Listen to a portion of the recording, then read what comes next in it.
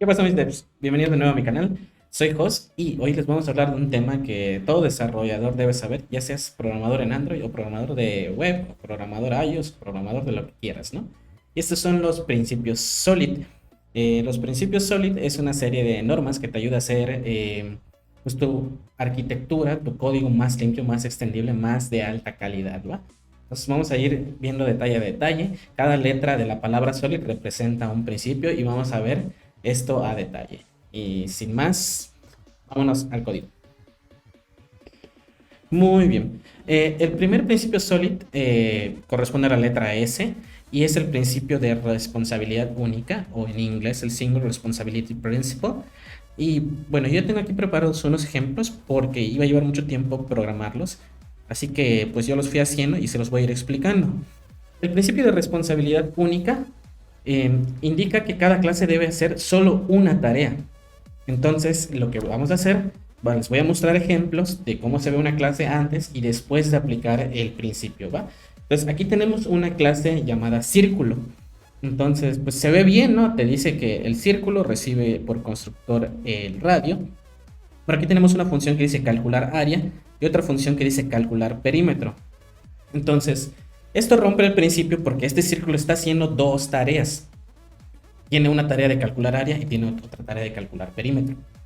Entonces, para poder cumplir el principio, vamos a hacer lo siguiente. Yo aquí también ya tengo el principio aplicado. Y quiero que vean, dividimos la clase en dos clases y cada una de estas clases solo tiene una tarea. Una se llama calcular área círculo y otra se llama calcular perímetro.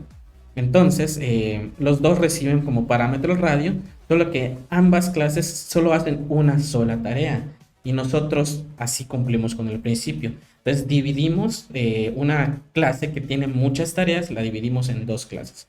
Voy a poner así en pantalla dividida, a ver si me deja, para que podamos ver cómo se ve antes y después, ¿no? Podemos ver que antes la clase círculo tenía estas dos funciones y las dividimos en dos clases. Y básicamente esto es lo que debemos hacer para cumplir el principio de responsabilidad única. Al final les voy a dar unos detallitos para que no vayan a pensar que no, pues se van a hacer un montón de clases, ¿no? Ahorita vamos a platicar sobre eso, ¿va? Entonces, este es el principio de responsabilidad única. El siguiente principio que vamos a ver corresponde a la letra O y es el principio de abierto o cerrado o el Open Close Principle. Entonces, este principio establece que tus clases deben estar abiertas para extensión pero cerradas para modificación. Entonces, vámonos a un ejemplo. Tenemos una clase rectángulo aquí y por aquí abajo también tenemos una clase triángulo y tenemos una que se llama calculadora de área. Entonces, esta calculadora de área tiene una función que, valga la redundancia, se llama calcular área y recibe una figura de tipo rectángulo. ¿Y qué hace? Multiplica el ancho por el alto, ¿no? O la base por la altura, como lo quieran ver, ¿no? Entonces, aquí estamos violando el principio de abierto cerrado, perdón, me estoy yendo con el primero, porque si yo quisiera ahora también que aquí en calculadora de área calcular la de un triángulo, tendría que hacer ciertas modificaciones como esta de aquí abajo. Vean, lo voy a descomentar, la tengo yo ya comentada. Voy a comentar la de aquí arriba. Bueno, la voy a quitar. Y vean, ¿qué pasa aquí? Que en teoría la clase está cerrada para modificación y aquí la tendríamos que modificar de la siguiente forma. Tendría que recibir una figura y esa figura tendríamos que validar. Es un rectángulo, aplica el ancho por el alto. Es un triángulo, aplica la base por la altura. Y si yo quisiera agregar más figuras como un círculo, como un trapecio, tendría que estar expandiendo esta clase de aquí.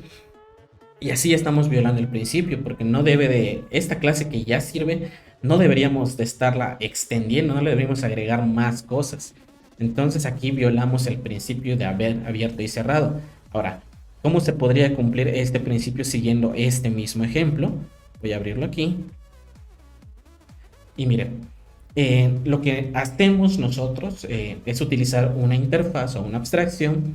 En este caso le pusimos y figura y está la función de calcular área. ¿Ok?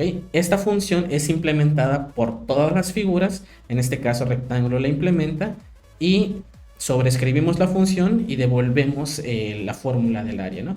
Y para el triángulo también, y si quisiéramos una clase de círculo, solo tendríamos que implementar esta figura y escribir la fórmula correspondiente a, pues ya sea un círculo, un trapecio, lo que nosotros queramos calcular. Así nosotros ya no estamos modificando lo que viene siendo pues el código original, sino que, como les dije, es abierto a expansión, cerrado a modificación. Esto se está expandiendo más, ¿no? Y con esto cumplimos el principio de abierto a cerrado. El siguiente principio que vamos a ver es el principio de sustitución de Liskov.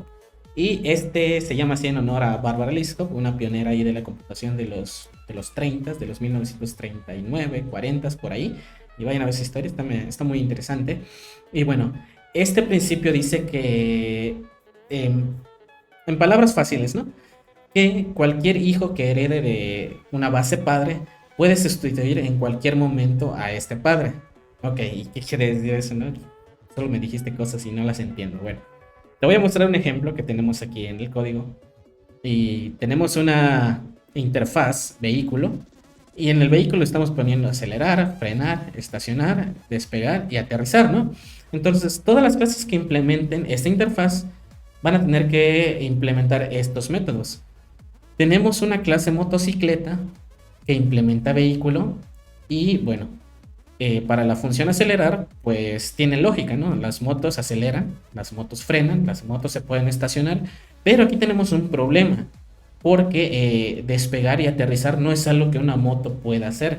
Entonces, si yo quisiera en algún momento utilizar el objeto moto para sustituir a la clase vehículo, cuando yo llame a las funciones despegar o aterrizar, pues aquí me está arrojando una excepción que dice las motocicletas no despegan y aquí dice las motocicletas no aterrizan. Estamos rompiendo este principio porque una motocicleta no puede sustituir a cualquier vehículo, ¿ok? Aquí tenemos otra clase que es un avión, que el avión sí puede acelerar, el avión sí puede frenar, estacionarse, despegar y aterrizar. Un avión sí pudiera sustituir el comportamiento de cualquier vehículo con estas propiedades, pero obviamente una motocicleta o incluso un automóvil no pudiera hacer esto.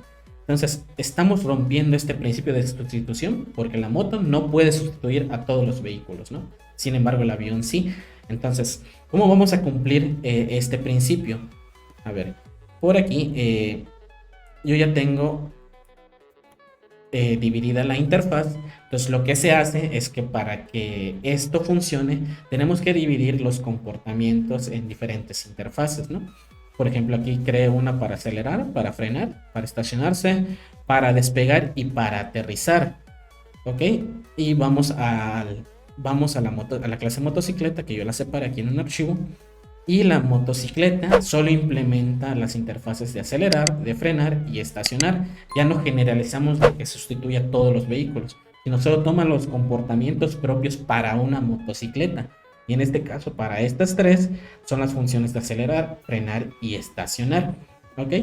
Y para el avión, por acá ya lo tengo. Esta sí implementa los 5 comportamientos. Y vemos que también de las 3 que ya habíamos mencionado para la motocicleta, también tienen despegar y aterrizar. Entonces el avión sí pudiera sustituir a cualquiera que implemente estas 5 interfaces, y la motocicleta sí pudiera sustituir a cualquier objeto que implemente estas 3 interfaces, ¿no? De esta manera estamos cumpliendo el principio de sustitución de lista. El siguiente principio del que les vamos a hablar es el principio de segregación de la interfaz o de interfaces, o Segregation Interface Principle. Y bueno, este principio básicamente lo que dice es que no implementes una interfaz en la cual no basta utilizar métodos, ¿no? Que no tengas métodos vacíos implementados.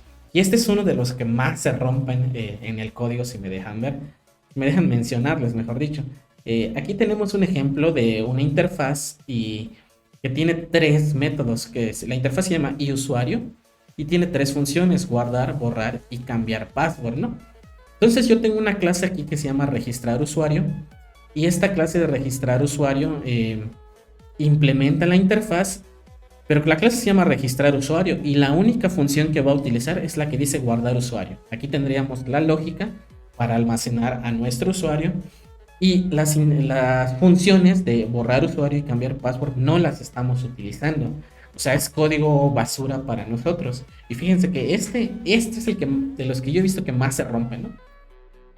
Pero bueno, entonces esto es incorrecto. Esto es incorrecto porque estamos generando más líneas de código, pues, como les dije, código basura, y es una práctica mala, ¿va? Entonces lo que se tiene que hacer, que es muy parecido a lo que hicimos en el principio anterior, es dividir esto en interfaces, las cuales debes implementar solo las que vas a utilizar. Ahora, ¿cómo se vería esto ya resuelto? Vámonos aquí, yo ya tengo aquí, y bueno, separé la función de guardar usuario en una interfaz que se llama y guardar usuario, vale la redundancia, sé que no sé mejor poner nombres, pero se entiende, ¿va? Entonces, a la clase registrar usuario solo implemento ahora esta interfaz, ¿ok? Y por lo tanto, solo tengo el método de guardar usuario que corresponde a este. Ya no tengo más métodos en los cuales no estoy utilizando, los cuales no me van a servir para nada, al menos para ese comportamiento, y entonces no estoy generando código basura. Y así es como podemos nosotros cumplir este principio. La verdad es que te pones a pensar luego muchas cosas de si estoy programando correctamente, voy a generar muchas clases, muchos archivos. Ahorita vamos a tocar ese punto al final. Pero les digo, esta forma es la que se debe de utilizar para poder cumplir este principio. Vamos con el último principio, que es el principio de inversión de dependencias o de Inversion Principle. Y lo que dice este principio es que las clases de alto nivel no deben de depender de las de bajo nivel, ¿no? Que las principales no deben de depender de los detalles, sino que más bien deben depender de abstracciones, ¿ok? Pero vamos a ver el código y se los explico, ¿no? Entonces, tenemos aquí una clase main que declara un objeto consulta base de datos. Y consulta base de datos tiene una función que nos va a traer datos, ¿no? Aquí no tiene nada, pero vamos a simular que nos va a traer algo, ¿no? Entonces, aquí en el inicio, nosotros llamamos a obtener datos. Ahora, ¿por qué se está rompiendo este principio? Y esto es porque nuestra clase principal, nuestra clase main, está dependiendo de un objeto más pequeño, de un nivel más bajo, de una capa más baja, que es una capa de datos. Y bueno, nosotros estamos rompiendo esta porque pues como lo dice el principio, no estamos dependiendo de una abstracción, sino que estamos dependiendo de una clase más pequeña, ¿no? Entonces, nosotros debemos convertir esto en una abstracción para poder cumplir con el principio, ¿ok? Entonces, ¿cómo se vería esto cumpliendo el principio? Voy a abrirlo por acá y les voy explicando. Creamos una interfaz que se llama obtener datos. Esta interfaz lo tenemos implementado en una clase que se llama consulta base de datos. Esta implementa la interfaz, la cual tiene la función de obtener datos. Entonces, este ya es una abstracción, ¿va? Y en la clase main ya no mandamos el objeto de consulta base de datos, sino que mandamos un objeto o una referencia de la interfaz y obtener datos. Ven, aquí es como que ya lo tenemos como parámetro. Y nosotros ya podemos llamar a este objeto que se llama mconsulta.obtener datos, porque nosotros no sabemos cómo los va a obtener, ¿no? No sabemos de qué base de datos, solo sabemos que es una clase que implementa la interfaz y que hace la función de obtener los datos. Nosotros no sabemos si lo hace en SQL, si lo hace en MongoDB, si lo hace en Postgres. No sabemos de dónde nos va a traer los datos. Nosotros no estamos dependiendo ahora de una clase de bajo nivel, sino que ahora es una abstracción y nosotros la mandamos a llamar, ¿no? Así se puede modificar la clase que llama a la función de obtener datos. Para nosotros va a ser transparente, ¿no? Y bueno, básicamente así la harías. Te voy a mostrar cómo se ven los dos, el antes y el después. Aquí dependemos del lado izquierdo, dependemos de un objeto. Y aquí ya está puesta una abstracción y la clase de alto nivel no depende de esta clase de bajo nivel, sino que de abstracciones, ¿va? Y este es el principio de inversión de dependencias. Así terminamos de explicar los principios Solid. Espero que te hayan quedado claros y no haberte confundido más. La verdad es que son unos ejemplos que yo me saqué un poquito de la manga, pero espero que te haya llegado el mensaje y los llegues a comprender. Puede ser un poquito tedioso de pensar cuándo voy a aplicar los principios Solid, ¿no? Porque si tengo aplicaciones muy grandes, te van a hacer un montón de clases, un montón de interfaces, un montón de archivos, ¿no? Esto ya es pues a tu decisión, a tu conciencia de qué principios puedes cumplir en qué momento. Yo te puedo asegurar que no todos los programadores y no en todas las aplicaciones se cumplen los 5 principios, pero conforme te vayas apegando a ellos y vayas agarrando los que sirven para tus proyectos, créeme que vas a crear un código de mayor calidad, de pues que sea extendible, que tenga una buena arquitectura. Y si tú cumples estos principios en la medida de lo posible, pues cualquier persona que quiera trabajar contigo va a poderle entender al código de lo que estás haciendo, ¿va? Bueno, espero que te haya gustado mucho este video y déjame en los comentarios de qué otro tema te gustaría que yo te muestre, que yo te enseñe, que yo te platique. Y pues yo me daré la tarea de investigarlo, de pues ponerlo aquí en código y poder darte unos ejemplos que te pueden ayudar a crecer como programador, ¿va? Bueno, sin más que decirle, espero que te haya gustado, compártelo, dale like, suscríbete y nos vemos en el siguiente video. Chao, chao.